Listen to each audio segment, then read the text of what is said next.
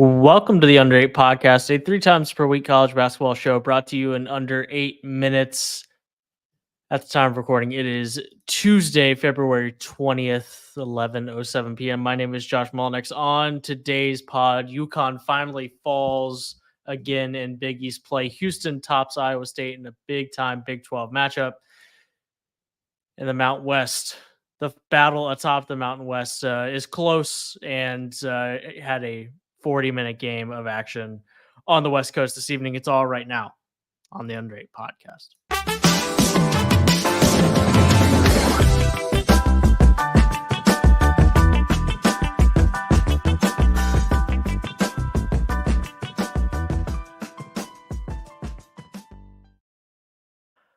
Josh Doering is here with me. When anybody shoots 54% from the field, 50% from the three-point line, going 14 of 28. When anybody does that, they're probably going to have a pretty good chance to beat anybody in the country. But when a team with the talent that Creighton has does that, they can beat anybody handedly. And yes, that includes the Connecticut Huskies. We're waiting for this all season, right? Mm-hmm. Finally happened. Yep. We knew it was in there somewhere.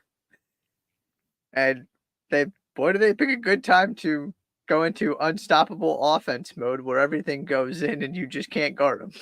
Yep.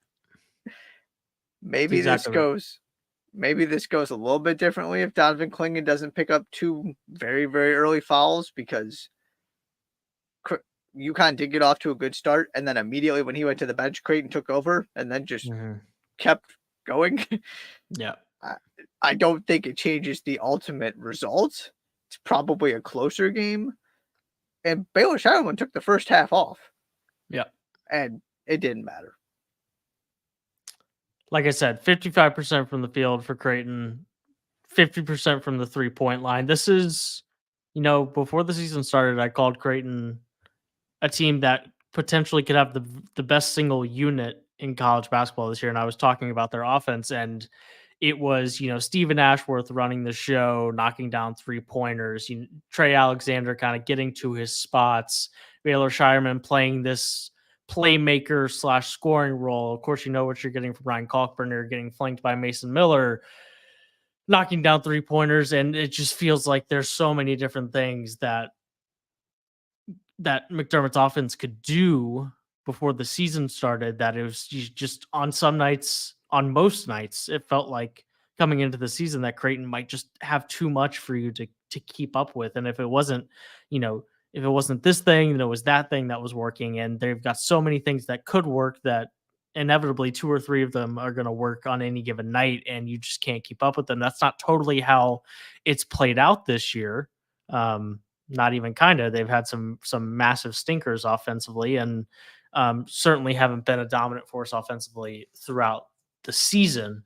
But this was, on this particular night, this was like, yep, that's what I was talking about. Now, granted, this is still a team that's borderline top 10 in offensive efficiency. It's not like they've been horrible, but it hasn't been quite the unstoppable force that I thought it could be, and it kind of looked like that tonight. No, they have been underwhelming offensively. I will stick by that unapologetically. They have been frustrating to watch because it hasn't clicked the way that you and I both believed it could, and this game proved that it could. UConn's a great defensive team. It just didn't matter. The part of this I'm really interested in, and UConn is going to be just fine. This happens. Nobody needs to panic. Sometimes you'll lose, especially right after you just blew the doors off of a top 5 opponent. This was not a great game to go have after you play Marquette. And you mentioned his name. Part of what I was frustrated with is that this just wasn't working with Stephen Ashworth the way that it was supposed to. He is comfortable and confident now. Last 10 games or so, he has been really good. I think he had 16 points in the first half. He was taking threes without hesitation, making confident decisions. The bench was also good. Shout out to specifically Farabello and Green. But if this is what you have moving forward, and Stephen Ashworth is going to be this player moving forward, I would not bet. And there are a lot of, we were talking about this during the game about how probably everybody's going to start jumping on Creighton now because they got this win, just like everybody jumped on Auburn earlier. I have always believed that this. I didn't jump on Auburn. No. Yes, that is very true. Just for the record. I have always believed in this formula and the way that these teams are built, which is why I picked him to go to the Final Four last year. And that was despite, now I know Kalkbrenner's injury was part of that, but they were bad and disappointing during the regular season. And they still figured out a way that by tournament time, they looked like the team that we both thought they could be. Mm-hmm. It kind of feels like the same thing is happening here. Now, we got to wait and see if they keep this up. And they're not going to win the Big East, which is what I think you picked them, and I certainly would not have been surprised.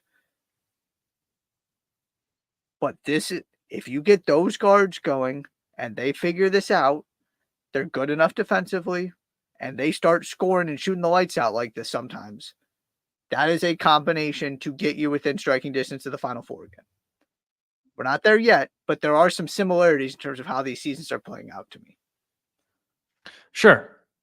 They also shot 55% from the field and 50% from the 3-point line. So the next time, play, I mean, they've beaten since they lost to UConn, they've beaten Seton Hall, Xavier, DePaul, Xavier, Georgetown, Butler. And then tonight they beat UConn.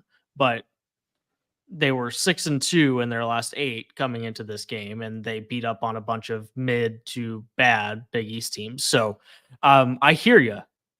And I think that Stephen Ashworth's,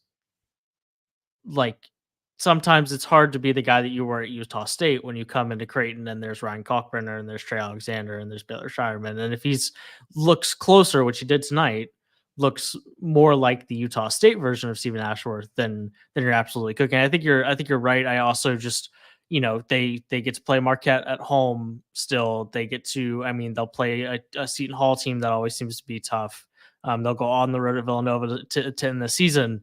We could very much be singing the same tune in 14 days about how this kind of feels like all of a sudden Creighton kind of did this circle where they started as a team that was a pretty popular Final Four pick. And by the time we get to Selection Sunday, they've kind of done this full circle back to being a trendy Final Four pick again. Yeah. Gonna have to see how it goes. Right. They haven't exactly run through all the best teams in the Big East here. Mm-hmm. But to me, I needed something to point to believe that this can change and that this run that they're on is sustainable. And that is Stephen Ashworth. He just looks so much more decisive, so much more comfortable that he knows what he's doing within this offense. He knows what his role is. And when the ball stops at him, there was that 1-3 he hit where I forget who it was. Somebody was I think it was maybe Johnson was trying to close on him and he kind of hesitated. And Ashworth said, all right, he was, 5-10 feet behind the 3-point line. You're not going to go close me out. I'm going to take the 3. Mm-hmm. I don't feel like he was making those kind of choices earlier this season. And now it's really all coming together. And it's impressive they can do this without Baylor Shireman having a good game. He scored some points in the second half finally, but that is the kind of offensive firepower they have, is that their potential Big East player of the year was bad and they still blew out the number 1 team in the country. Indeed. Like I said, 85-66, Creighton handing UConn their first loss since they lost to Seton Hall way back on December 20th. That was the last time Dan Hurley's Huskies lost a game. They fall tonight in Omaha. Last night in Houston, number 2 Houston, 73. I guess who will, unless they lose later this week, and I haven't checked the rest of their schedule, but Houston, in theory, will be the number 1 team in the country, unless assuming they get Baylor on the road. So that could spoil the party. But as of right now, after a 73-65 win over number 6 Iowa State, they are at least in line for the throne. But an 8-point victory It was the Jamal Shed and Emmanuel Sharp show, 46 combined from those two guys, and you kind of get, despite a 2 of 10 game from LJ Cryer, when you get 46 from those guys, you're probably going to find a way to win the game, and they did just that against a top 10 team in Iowa State. So I've got two things here I'm curious and want to run by you.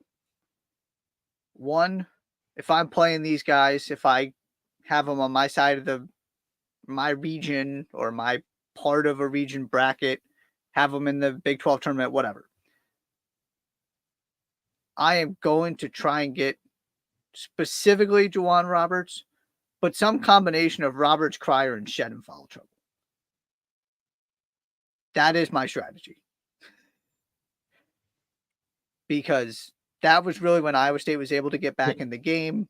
Get 60% of their best players in foul trouble seems like a legitimate, legitimate way to win a basketball game. Yeah. Not that it happens every night, but if you can just get them off the floor for a little bit, take them out of a little bit of a rhythm. I mean, they jumped out to a lead, and Iowa State outplayed them basically the rest of the way. Now, it wasn't enough because you can't give Houston a 10-point advantage at home. You're just not winning the game. And Iowa State got there. I mean, give them credit. It seemed like about 10 different times. They got it to 6. They got it to 4. They were right there, and they could just never build off of that. And then Jamal Shed would go do something else, and all of a sudden it was back to 10, and then it was back down to 6. But it was never really in danger for the most part because they spotted them that advantage at the beginning. So that's one, is you did see the value of getting guys, even though Houston's deep and plays, variety of players, get the best players off the floor. That's what I'm trying to do. Easier said than done. The second thing, if you want a reason to buy into this Houston team, I have come to the conclusion that it is very simple.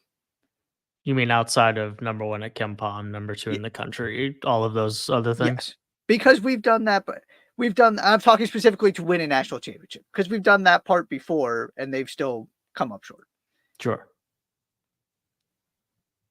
Jamal Shed being the guy. There is not a player in the country I have more confidence in. He is the best floor general, best decision maker, I would argue, in the country. And you look at these other teams up at the top. Okay, I mean, UConn, obviously the guards are really good. Castle's been excellent. Tristan Newton's really good. Both of them are kind of combo guards, though, right? They don't necessarily have a true point guard. They kind of run it by committee. So sort of take them out for a second. Purdue, Braden Smith still makes some head-scratching decisions as good as he's been this season. Jamal Shed, because he has the ball in his hand for 40 minutes. All the time. I will go to bat for that. He's the only guy who has any interest in making plays for anybody else on that team. Sure. Part of it is his role. Fair. Marcus Sasser sometimes had a tendency to disappear. Not every game, but right there were those times where Marcus Sasser would go 3 of 12 from the field and you go, oh, Houston lost. Marcus Sasser had a bad game. Sure. Jamal Shed is the opposite. When nobody else is scoring, he goes, oh, okay, I'll go get 25. Whenever we need a basket, I'll just make sure it happens. And if he doesn't have to score 25, he'll go dish out 8 assists or whatever. Mm-hmm. His ability to just do what is needed is incredible. If you're going to find a way to elevate to that next level and to win playing this way, where you're so reliant on defense, that to me is the formula. That's what makes this team different, is that it is Jamal Shed's team. And you saw it in this game where, you got probably 2 of the best 3 defensive teams in the country. Nobody really had a good game except for Jamal Shed, because he just kept making plays and would not let Iowa State get close enough to actually take a lead at any point. That's what I was thinking about watching this, is that I have so much more confidence in him showing up and doing what needs to be done than just about any other player in the country. I don't disagree with that. I think LJ Cryer also being on the all-region team is the way that Houston gets to a Final Four.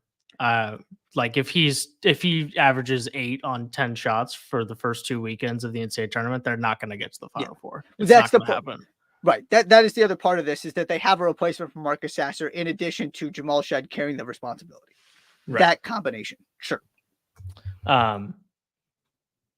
So that would be the cherry on top, I suppose, that I would qualify that with, is that it's because yes, but sometimes it's only 16 from Jamal Shed. It's not like it's, oh, I need to score, I'm gonna go get you 27. It's not like it always happens exactly like that. And getting to shoot 13 free throws is helpful. Like, he only scored 14 points on the floor. And so that would be my only rebuttal. Turning it over 16 times against Houston, you're probably never going to win that game ever. Too. If Iowa State wants to, on the other side, if Iowa State wants to go deep in the tournament, Taman Lipsey against the best teams that they play can't go 1 of 8 from the field. Yep. And they still looked good. I mean, they put up a real fight. It's a top 10 team in the country. It's not an Iowa State team of years past, of the last couple of years, where it's like, yeah, clearly they've got a little bit of magic. And sometimes you also remember that they're really like the 37th best team in the country, and not like the 18th best team in the country that they kind of like to play sometimes. Like, this is a top 10 team in the country. And so even when they have the talent to withstand what's probably their most important player when it comes to how deep are you going to go in the tournament, you can withstand that on a given night. But if we want to talk about Iowa State threatening a Final Four in Phoenix, then he's got to be better than what he was in this game against another top 10 team, top 5 team on this night. But 73-65, Houston now 10-3 in Big 12 play. Can I throw one more thing in there quick? Surely. We were talking about this when we stopped recording Sunday. Obviously, Houston's conference to lose at this point. However, they got 3 road games left, starting with that game against Baylor, and Kansas comes to Houston. Mm-hmm. Now, I expect Houston to win every home game they play, but that is a difficult stretch. You look at Iowa State, the way they've played this season, this is the Big 12, so it's never going to be easily, but they could conceivably win out. Mm-hmm. This title race is not over quite yet. I'm not sure that Iowa State can make up 2 games and win it outright. I would not be surprised at all, though, if these 2 teams end up sharing the title. Fair enough. Last but not least, quickly, Utah State 68, number 19 San Diego State 63. Really, the difference in this game was that Jaden Ledee had 23, and his best supporting cast got him 11 points, and Darius Brown II had 25, and he got 17 from his most close supporting cast. They won the game by 5. Obviously, it's not that simple, but there were 2 guys that had standout nights in this game, and one team gave their guy a little bit more help, and that was ultimately to make it more elementary than it probably needs to be. That was the difference in the game. Yeah. Great Osobor and Darius Brown were fantastic. They can really pass the ball. They are fun to watch. And when you have a big that can do the things Great Osobor can do, it makes you a very intriguing and a very good offensive team, which did not necessarily show itself in this game. But give credit to Utah State, because this was a San Diego State style game, and they still found a way to win it. Mm. I was kind of going into this thinking you need to push the tempo a little bit. You got to get up into the 70s, right? Because this is where San Diego State lives. 68, 63. And they came out on the wrong side of it because, Osobor and Brown were just better than any 2 players that San Diego State had on the floor. Maybe Jaden Ledee was the best player. Maybe. It was really close between those 3 guys. I honestly think Osobor might have been the best player with the defensive plays he made at the end. And can we just talk about the fact that Utah State currently is winning the Mountain West? There you go. Do you know how many points they brought back from last season? Hit me. 0. Danny Sprinkle 360th in minutes continuity, 0.1%. Yeah. They were picked 9th. They are winning this conference with 6 really, really good basketball teams in it. Yeah. 6 good basketball teams. Let's settle down. Sure. Okay. Fair. I was the one that the Mountain West is the conference this year that everyone likes to talk about is way better than it actually is. You are absolutely right. And I was the one complaining about how San Diego State hasn't actually done anything and loses on the road to every good team they play. So yes. I mean, maybe he doesn't. They've got 4 sub 175 compound teams. 4. Yeah. Those top 6 teams are all good though. They're all solid. Yes. Yeah. It's still the Mountain West. Sure. Maybe Danny Sprinkle doesn't win National Coach of the Year, but he sure has an argument for what he has done starting from scratch with this team. Mm-hmm. And yeah, they're winning everybody's favorite conference. It's an incredible, incredible story. Who's the Coach of the Year on February 20th? That is a really difficult question. See, I want to go with somebody like Danny Sprinkle because I really go for the overachievers, more than the Danny Hurley because they've got a juggernaut or Matt Painter or, I mean, Lamont Paris certainly also has an argument. He would be high on my list. I think Otzelberger deserves to be high up on that list. Otzelberger is certainly in that conversation, especially if they win the conference. I mean, Kelvin Sampson inherently has to be. Yep. He wouldn't have my vote, but if you win the best conference in the country and you end as number 1 team in the country. Is Bruce Pearl on that list somewhere? Somewhere. Rick Barnes. I would tend to go more in the, depending on how things go the rest of the way, I might say Lamont Paris. So it was Tang Cooley the last 2 years. It was few because of how many games Gonzaga won the year before. It was Anthony Grant at Dayton the year before that. So if we're on the Tang Cooley kind of path, I think Lamont Paris is probably, I don't know what the odds are. I don't care. But he's got to be close to one of the favorites. Yeah. They got to finish strong, though. Sure. If it kind of falls, it's only February 20th. Right. They're in that trajectory, but I think there was also maybe it was just because they're playing the Big 12. It was very clear that Kansas State team was not just having a good season, but was legitimately dangerous. And I don't feel that way about South Carolina right now. That's fair. According to odds checkers. And then no, never mind. That didn't take me where I thought it was going to take me. 23 minutes into the Under 8 podcast, so I'm not looking anymore. Anything else on Utah State? 68, 63, 10-4, alone atop the Mountain West. No, that's all I had there. Fun game. Indeed. Shouts to St. Mary's, by the way. They're playing right now. This is why I'm thinking about it. But they're all the way back up to 18th in the country. Yeah. I had somebody tell me a couple of days ago that they made a bet on St. Mary's to win the West Coast Conference way back at the beginning of the season because of something they heard me say. And my initial reaction was, oh man, that's not going to happen. I feel bad about that. Because quite frankly, I kind of forgot about St. Mary's. Well, they fell off the face of the earth for a while there. Yeah. And now they own the nation's longest active winning streak. Yeah. And they are going to run away. More than likely. Assuming nothing. They're playing San Francisco tonight, who is also a quality basketball team. But they're 12-0 in the conference. And unless they do something silly, they're going to win the conference because they only get Gonzaga one. If they win tonight, they're basically going to win the conference.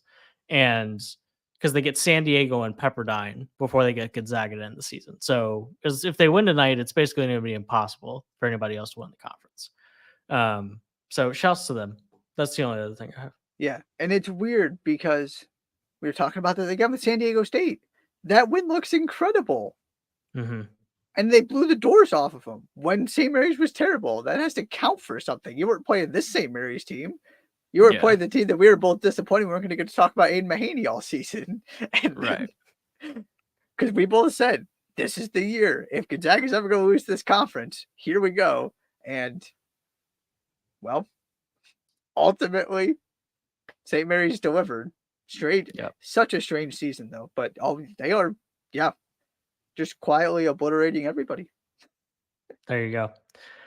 We'll be back Thursday evening to talk about whatever's happened in the 48 hours that are yet to come. A couple things on the radar. Florida is at Alabama. That's a top 25 matchup in the SEC. Shouts to Florida. Felt like they were kind of knocking on the door here or there, the top 25. This week they are actually in.